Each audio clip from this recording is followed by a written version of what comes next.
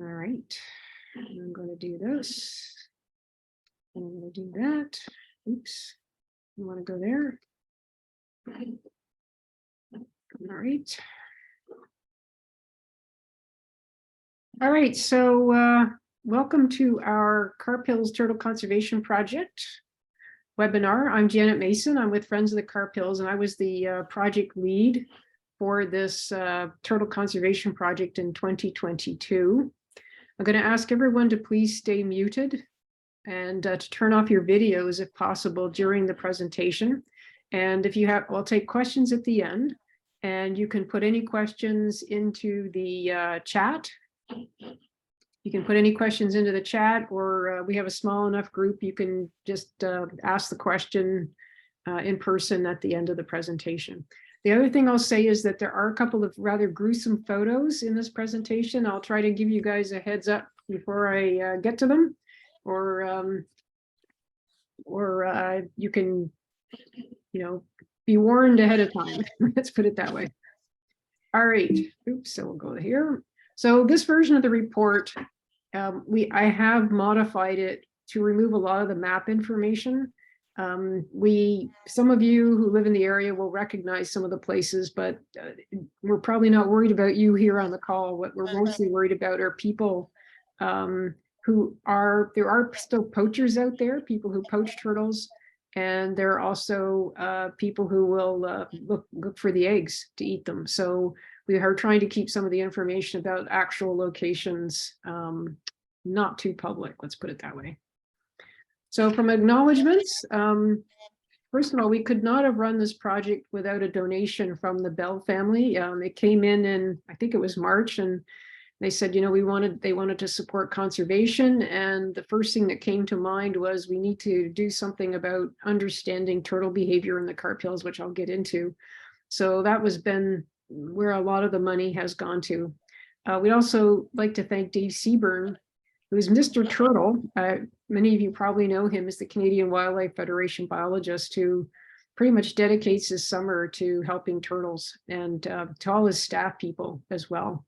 And then for the monitors that we hired, they did a fantastic job, and I wanted to thank them as well. So I'm going to talk a little bit about the turtles in the Carp Hills, give you a background with the project, how we did the monitoring, what results we got, and then the recommendations from what we learned from this, and then of course the summary at the end.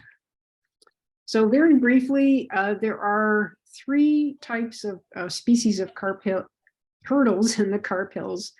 There's the Blandings turtle, which gets a lot of press, and that's because it is the most at risk of all the turtles. It's at the threatened level, and it has, like all the other three, like shallow water, usually in large wetlands and open ponds. And in fact, I would say it's different from the snapping turtle. From what certainly I've seen, is it likes open ponds.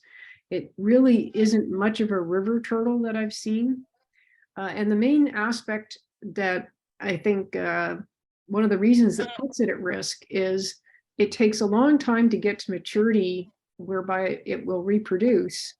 And it actually has very small clutch sizes for the eggs. So if you have a small population of females, they're only laying small numbers of eggs, and those eggs are getting predated, then you have a lower reproduction rate, successful reproduction rate. The next one is the snapping turtle, and these are much more common. They're in the Carp River. They're in ponds, they're in wetlands, they'll even be in ditches. It's kind of amazing, but they're still considered a special concern turtle because habitat's getting lost. They take a little bit less time to get to maturity, but they lay much larger egg clutch sizes, and we saw that in the eggs collected during the project. And the third one is the Midland painted turtle, much more common. Across Canada, the Canadian government considers them at risk, but the province of Ontario does not. And they also like the same sort of habitat as the Blandings turtles. Now, they only take 6 to 10 years to get to maturity. They do have a shorter lifespan and a small number of eggs, but they are much more prolific because they don't take that long to get to reproduction age. Now, I am not a turtle expert. I would encourage you to take a look at Dave Seburn's webinar he did for us in April. It's on our YouTube channel, which is about the turtles in the Ottawa area. And he spent a lot of time on the ones, particularly in the Carp Hills for us. Back here. All right, so why are turtle populations declining? There's a number of reasons. One is just road traffic. There are roads, this Thomas Dolan Parkway, they basically cut right through wetland habitats. So they've fragmented the population. Turtles have to cross roads to get to the other side, although in this case, there have been culverts that encourage them to cross through culverts rather than going up on the road. There's also the loss of habitat as wetlands are removed or destroyed, the ponds. And then there's a high rate of nest predation. And one of the reasons is that there's an increase in the raccoon and skunk populations because they've adapted to human presence. They're doing very well eating our garbage and other things, and they have very few predators. So raccoons and skunks are the two biggest causes of nest predation for turtles. So they're having to fight off a whole lot more hungry raccoons than they had to in the past. And the issue really is that we see in the Carp Hills quite a lot of large blanding turtles. And we know that there's a decent breeding population, but we don't know how well they're reproducing at this point in time. The smaller turtles that have not yet got to the large stage, you don't see them as often. They don't need to bask as often. And the concern is that with all these issues affecting the turtles, that the populations, as the females, these older females die off or they're killed on roads, that the population will get to a level where it simply cannot sustain itself. So eventually the turtles could be extirpated in the area over time. And really it would be so gradual, we would just gradually start not seeing that many Blandings turtles, and there you go. And this is a rather graphic example from Dave Seburn's presentation about the turtle road kill. And this was taken over 2017 to 2019, and I've circled over here, I've circled the Carp Hills, and Thomas Dolan Parkway is in this area, and this is all around the Constance Creek area, and there's a huge amount of turtle road deaths. So you can see why turtles are under threat. So one of the things that we noticed, we've been doing a lot of work in the Carp Hills, and we did a ecological study in one area in 2019, and we noticed that there's a large number of nests that had been preyed upon. We did notice roadkill, but we also noticed that there was looked to be a pretty healthy population of Blandings turtles. And because of this information, the city of Ottawa installed turtle fencing on the north and south sides of part of Thomas Dolan Parkway, adjacent to wetlands, and but only did it in a certain location. They didn't do it in other locations. So we had information from iNaturalist, which was citizen science. We had our own observations. We had the Canadian Wildlife Federation observations, and it raised a number of questions for us, which were how well the turtle just how were turtles doing in the Carp Hills, and could we help them? So we, the Friends of the Carp Hills, have a stewardship agreement with the city of Ottawa that allows us to carry out conservation activities. We have to send them an annual plan, and they have to approve it, but it allows us to carry out these activities. And I mentioned we'd received this donation. And so we decided to use some of the money to run this nest monitoring and protection project in and around the Carp Hills. And because of the amount of time needed to be dedicated by people, we thought we would pay them. It wasn't something you could really ask volunteers to do. So we thought we would pay minimum wage, and we'd pay a laid nest bonus as well. And we involved Dave Seburn and the Canadian Wildlife Federation to provide the training. And he has a permit as well to collect eggs and incubate them where needed. So that was our partnership.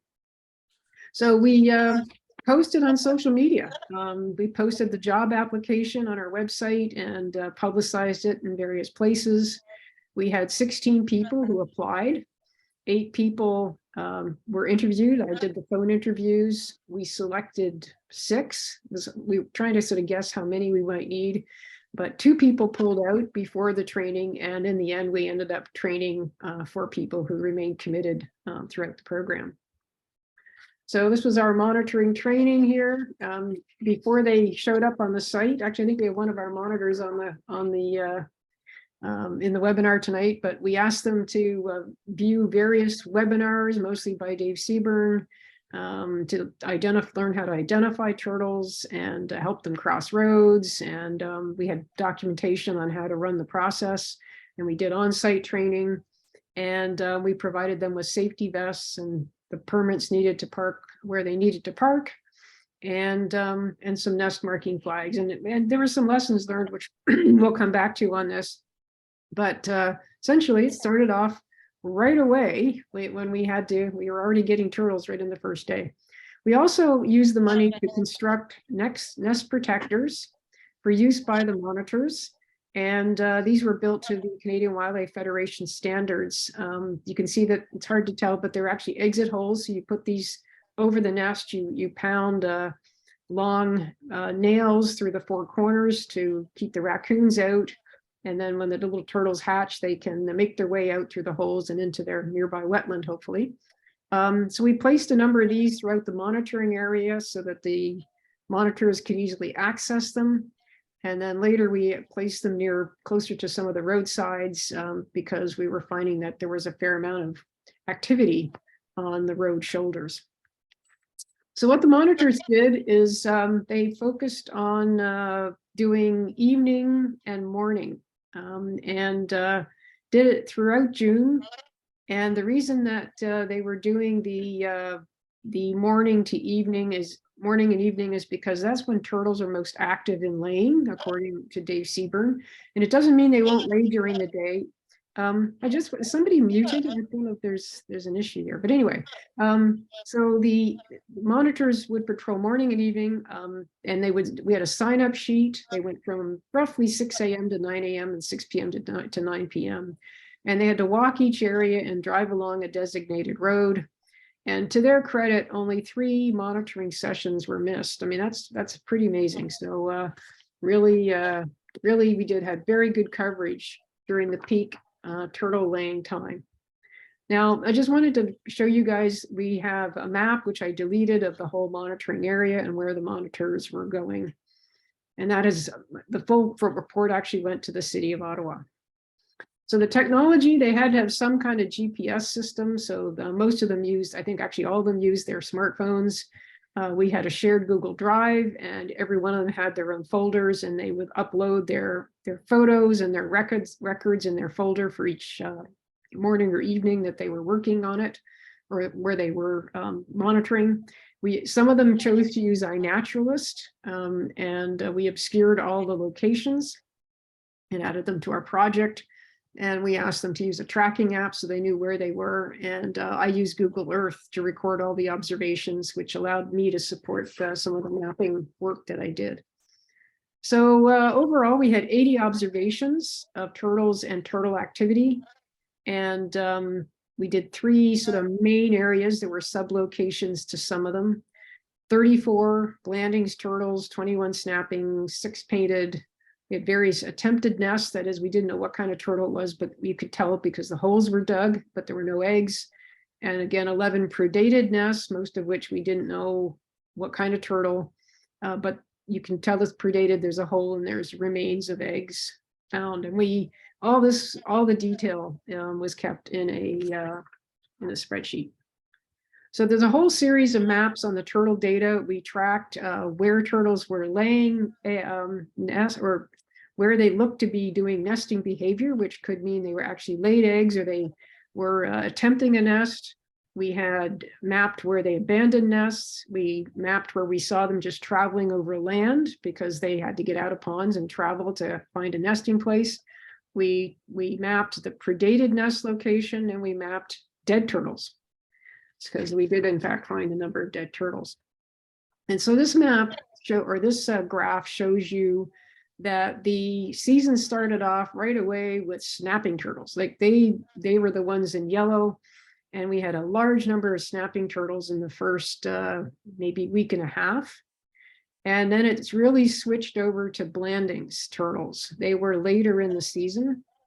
And you see some of the gaps, and it's not that we weren't out, it's we ended up with some fairly cool rainy weather.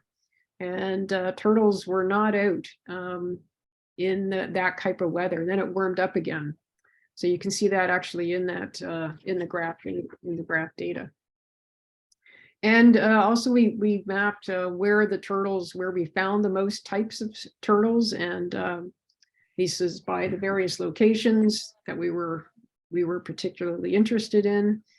And again, we had it just gave us an idea of where these turtles sort of preferred to nest, or where their preferred habitat was.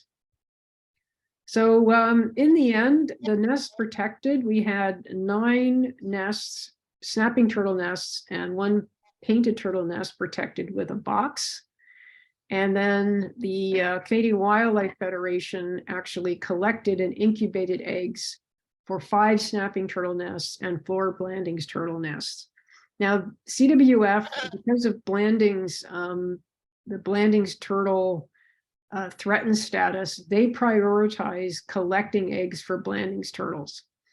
The second level that they prioritized were nests where it was difficult to protect them with an egg, with a nest protector box. And so those were sort of their main priorities. And there were two snapping, I think it was 2 snapping turtle nests that they actually collected to incubate, and then they returned them later because they wanted to open up space in their incubators for Blanding's turtles. And I should indicate that when they collect them, they do so extremely carefully. They number each egg, and they set it so that it is in a particular orientation. And so when they place it back, like if they're returning the nest or the eggs to a nest, they place it pretty much exactly how they found it. And in fact, these ones that were put back, they all hatched. And it was quite amazing. So I just want to let you know there are 2 gruesome photos coming up. Okay, so we're going to go through the observations now. So the first one was a dead Blanding's turtle that was found in the morning.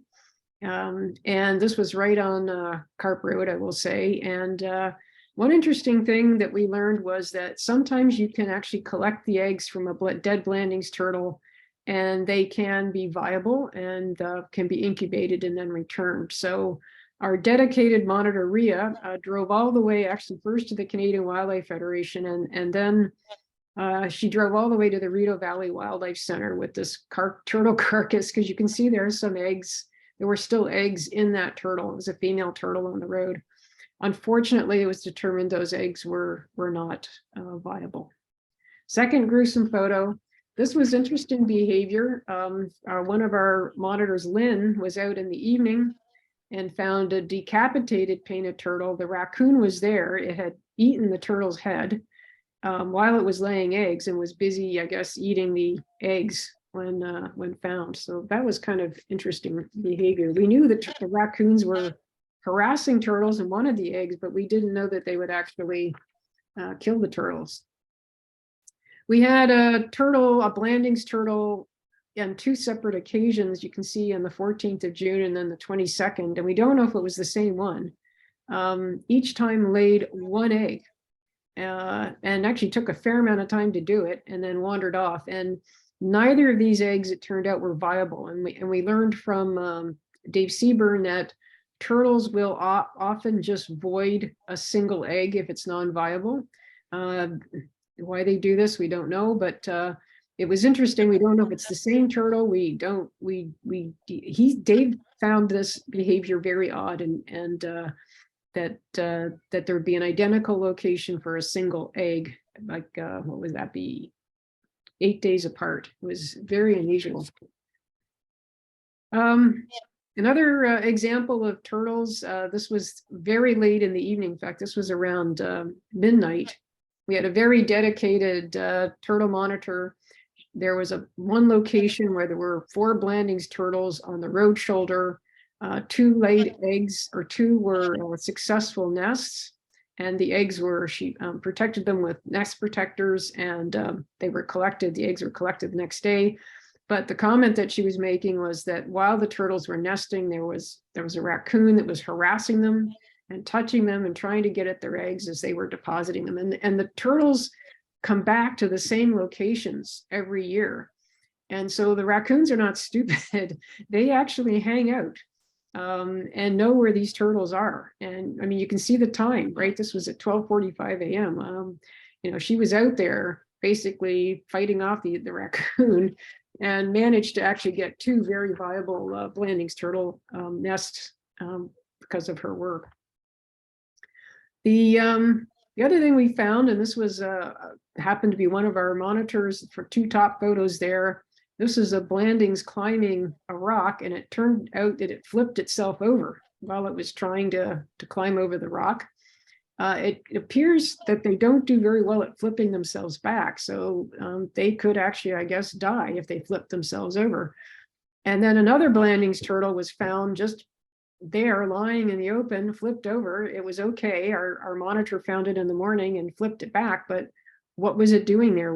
You know, had it been flipped by a predator, for example, maybe it had been out laying eggs and had been flipped by a predator, because there was really no other reason for why it was out there like that.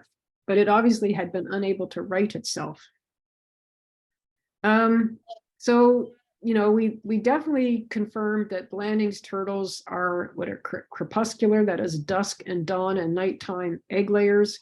And this made our project a little less successful in protecting their nests, because they were out late at night. And they certainly were on the move in the morning, in the early, you know, in the evening.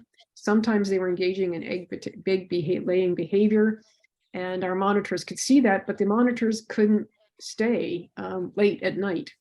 So there were a number of occasions where we may not have been able to actually protect eggs or nests that had been laid because maybe the egg laying, you know, ended way late. And I will say that they can take hours to lay their eggs. It's not something that's done very quickly. We had false positives, and this was really a matter, I think, of training and understanding the behaviors. We learned this really later, and that they appeared to be laying eggs. They would dig. You can see this turtle here. Looks like it's done a pretty decent hole and it's laying, but there was nothing in it. And a lot of the times we found, like the Carp Hills does not have a lot of soil. And the turtles would start the digging process, and then I guess they decide that the hole was just not deep enough, and those would be abandoned locations. But in some of these cases, it looked like there had been eggs laid, and we would send out Canadian Wildlife Federation the next day, and they just found no eggs. And this happened a number of times. So our training, you know, one of our recommendations would be, if we do this again, we're going to have to train the monitors to actually check to see that there are eggs there before we send out people to collect them. I mentioned the fact that there had been turtle fencing. We had only 1 turtle fatality was observed where the turtle fencing had been installed. Whereas where there was no turtle fencing on a number of roads, you can see what we found. There were Blanding's turtles dead, you know, turtles observed crossing the road, and a snapping turtle crossing the road. And that was just when we happened to be out there. And so there were probably more that we didn't see. So we'll come back to these numbers. I mentioned how many nests that we protected with a box. We protected 9. And there were 186 eggs counted by Dave Seaburn, and total eggs, and 146 counted as hatched. He's able to somehow do that by looking at the egg shells left. One of the nests protected with a box had actually all 30 eggs were predated. And I guess that raccoon had managed to get into that one, but not the other. And we found that 2 nests that we thought we had protected simply had no eggs. Or sorry, 3 nests. That was 1 snapping, or 2 snapping and 1 painted. Now, of the eggs collected by the Canadian Wildlife Federation, I mentioned they collected 5 snappers and 4 Blanding's nests. You can see the large numbers. They had 143 eggs collected as snappers, and we released 106 of the hatchlings. And we had a really good percentage for the blandings, 25. That was 26 collected and 25 hatched and released. And this is a photo from the video of us releasing the first blandings guys into a Carp Hills wetland.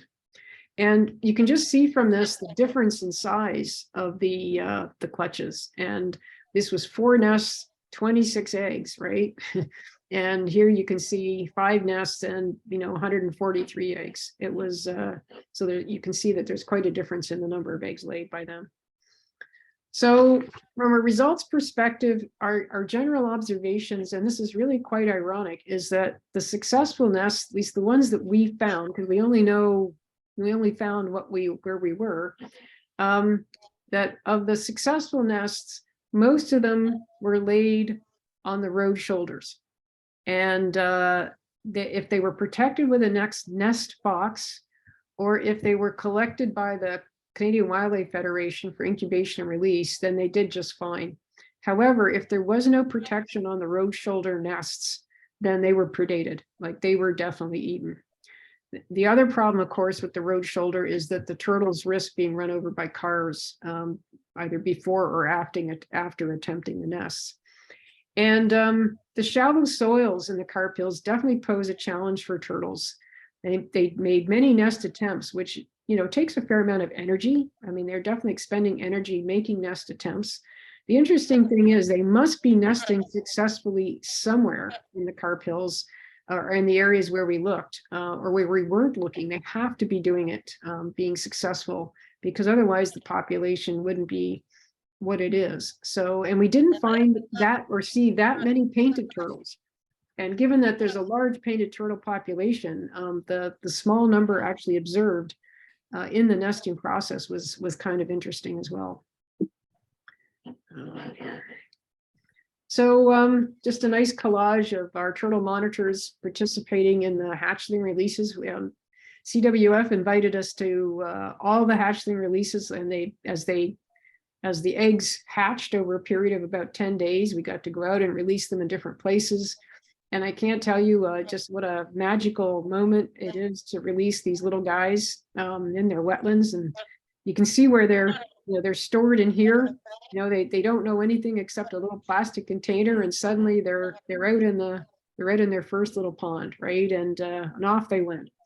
So I didn't want to take time showing a video tonight, but you can go to our YouTube channel. We have a number of short videos of the turtles heading off into their new world. So the recommendations, and we'll go through each one of these, is somehow to improve the egg laying success. We need to install more turtle fences, apply some lessons learned, and there definitely is a need for more people in different communities to get involved in helping them. So the first thing is on July 19th, I went out with Dave Seaburn and a few of his staff to talk about whether it made sense to construct nest sites in the Carp Hills. And the main issue is that even if we were able to bring in the 3 cubic meters of grit and sand needed, the problem is that, of course, they become a smorgasbord for all those raccoons, unless you had somebody actively out there, busy putting nest protectors over everything that got laid. And we know that the turtles are laying all around the pond areas. Clearly, there is some success, but Dave's view is that the best place to put turtle nests is on the islands in the ponds, because the raccoons will not swim. And I did not know this. I thought, raccoons wouldn't have any problem, but they will not swim. And so the turtle nests would be fairly safe on areas surrounded by water. So we have to look more into how we'd be able to get a large amount of substrate out into some islands.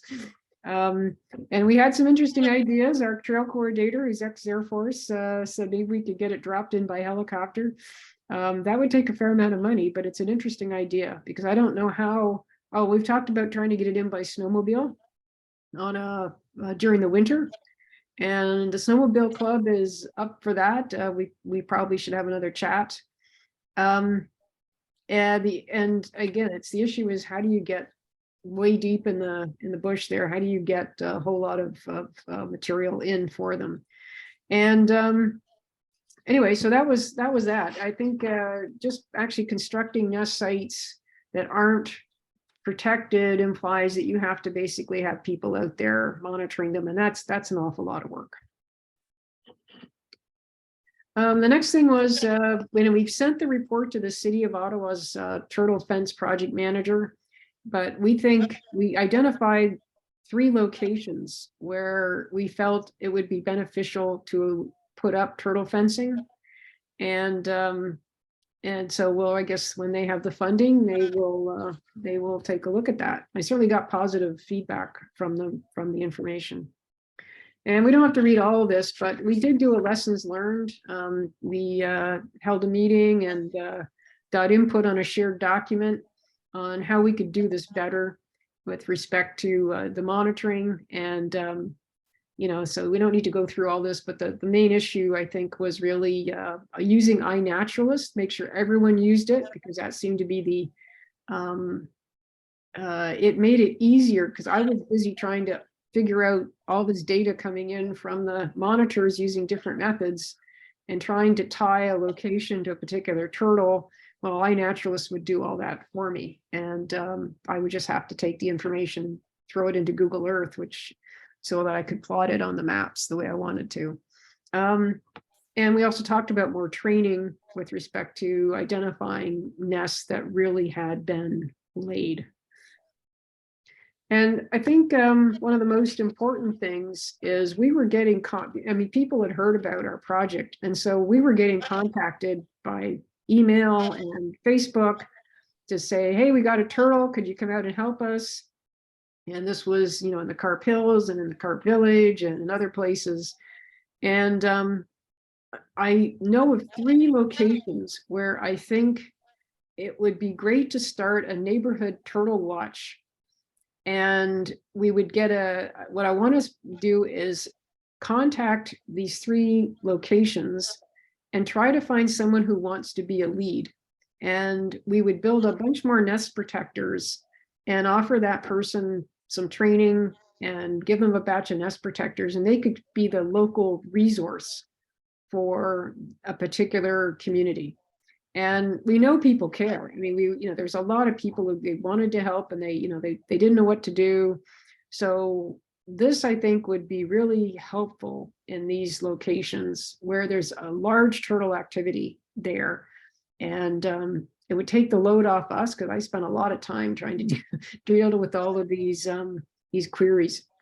And then that means we need to build more nest protectors. And I think we would add a label with more information and contact details to ours, just the way the Canadian Wildlife Federation does. One thing I'll make a comment on is that a lot of these places, these turtles lay roughly in the same locations every year. And there's a lot of new houses, particularly in the village of Carp, that have only been built in the last 5 to 20 years. And you saw that these Blandings turtles in particular, they live to be 70. Well, these turtles are still coming out of the woods, and they're coming into areas where people's houses are, because that's where they all used to lay their eggs. And so this is one of the reasons that, people are, the turtles don't know, the houses are there, but according to the turtle, it's still a nesting place. And so, I think, we've taken their location for what they've used for decades and generations. So the least we could do is try to help them. So that's the summary, or that's it for the presentation. It really did provide some valuable information about where the turtles were active, what their nesting behavior was. The road shoulder activity in particular was interesting, when they were active, and the fact that I think that there's a number of recommendations that we need to follow up on to basically make their nest success, the reproductive success, even better. So with that, I'm going to stop sharing, and I will open it up to questions or comments.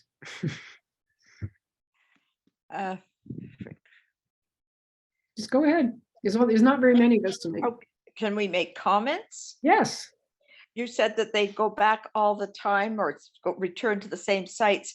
Well, right by the Huntmar Bridge, there are 3 sites where turtles have nested or attempted to nest for the last couple of years. But now they've continued the fence to keep them off there because they're right on the road. And so where will they go? I don't know the answer to that, Sue. I mean, I'm not the turtle expert. I don't know. They, you know, I would think that they would wander off to find another location. But that would, I mean, what else would they do? They have an imperative to lay, and that's what they would do. They can't get there, so they go somewhere else. Okay, another comment. I had 3 dry nests. They tried, there's plenty, there was, I don't know why I call them dry, except that when the girls came from the Wildlife Federation, they said maybe it was too dry, but they had peed. You know how they often pee to stabilize the thing. They had peed, so we thought that we had had eggs, but we dug down to 3 of them. And I've also had here an old snapper, and she tried to nest 3 or 4 times, and she created quite a nest, but she never, is that because they're not fertilized, but they still have the urge to dig? You know what? Again, I'm not the turtle expert, Sue. You should have been in our Dave Seaburn presentation.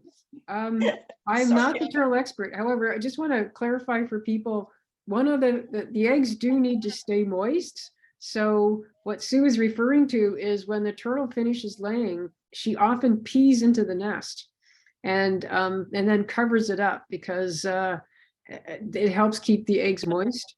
And I will also say that one of the things Dave Seaburn was concerned about was for the eggs that were laid on the sides of roads, particularly in hot summers, what was the temperature, you know, of those nests? And he actually put a thermocouple in one of the nest protector boxes.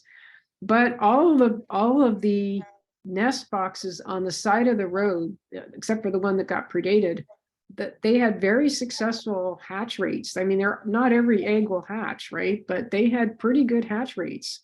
And the other comment I would make is, and again, this is from Dave Seaburn, you know, the turtle, the biggest hurdle for the turtle to get through is to hatch.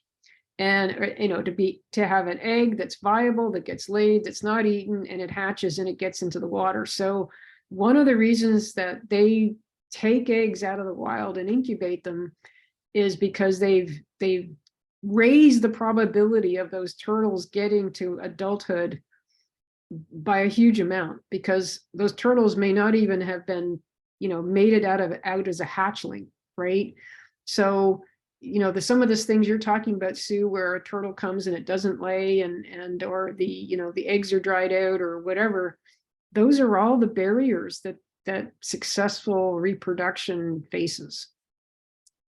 So and I'm not the expert, but those are some of the things that I kind of learned from Dave. Okay, see, Jennifer, you've raised your hand. Please go ahead. Hi, Janet. Thank you for enlightening us on your efforts.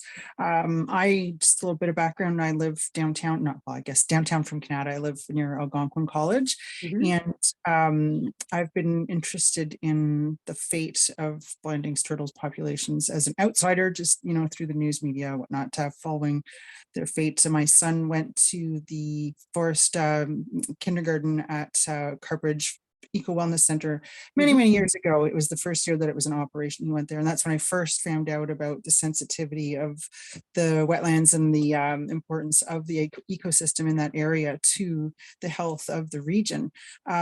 So when I saw that you're giving the webinar tonight, I was very interested in your efforts, and I want to say thank you for doing what you can to help the population, because you are right. There are a lot of people that do actually really care, and we don't. And there are many of us that don't live in Canada, and we want to do what we can to help. So my question isn't related specifically to anything about turtles and you know, what they about them specifically. It's more. How much of the region is immediately threatened by development? How much of the habitat, the turtle habitats and other wetland habitats in the March Highlands, South March Highlands, are threatened immediately with development? I guess part of my questioning is because now with, the province changing regulations for development, I have great concern that, acre by acre, we're seeing the disappearance of all of these places. And what can we do to protect those spaces so that there isn't any further threat on the turtles and other populations? Okay, I think that's sort of two questions. Yeah, there's a lot in there, sorry. All right, so yeah, and it's a complicated answer to the first because we've only kind of just seen that there has been an expansion of the lands into the urban boundary in Canada, and those, I don't know the level of the wetlands there. I'd have to go and look at the map to see. But I think of larger concern is that some of the new pending legislation does make it easier to build on wetlands and remove the conservation authorities' ability to, and citizens' ability to help to try to stop that. I'm trying to kind of simplifying it myself. So to answer your question, in the West End, I would say in the immediate term, like in the immediate 10 years, from a large development perspective, it's probably not huge, but what it is if there are more and more of these just little wetlands that are all connected, that if somebody just decides to get rid of their little half acre here and there, and they're allowed to do that, well, you're just losing more and more habitat. Okay. So I don't have a definitive answer for you, but that's the main issue. The other issue, of course, is just fragmentation by roads. And so maybe you haven't removed the wetland, but you're putting a road through that now the turtle can't get from the wetland to where it used to lay its eggs, or vice versa. So more development is just around turtle area. And the other thing is that the main area that got destroyed, of course, was the Kizil wetland. The huge development that's going in there now was a known Blandings turtle. There was a 200 Blanding turtle population in there. Oh. Yeah, it was pretty bad. So progress is progress, and people have to build houses. And the issue really for me is that I'm not against the building of houses. It's just, build them where it makes sense to build them. So with respect to what people can do, I always say that if people really want to do something about the turtles in our area, is to donate to the Canadian Wildlife Federation. They have a certain number of incubators and a certain number of staff that they can hire. Well, geez, maybe they need more incubators.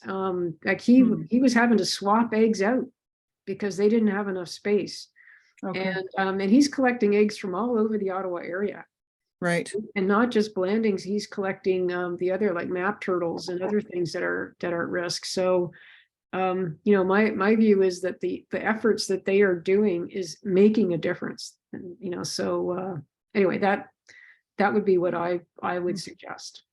I'm going to reach out to you offline. Actually, I'm going to send you an email because I have a bunch of other questions. I don't want to take up more of the time, but I do appreciate everything that you're doing, and thank you for all of the information. Yeah. It was very worthwhile. I think when we released those hatchlings, it was a very, very joyful moments. I got to tell you, sure, it was really amazing.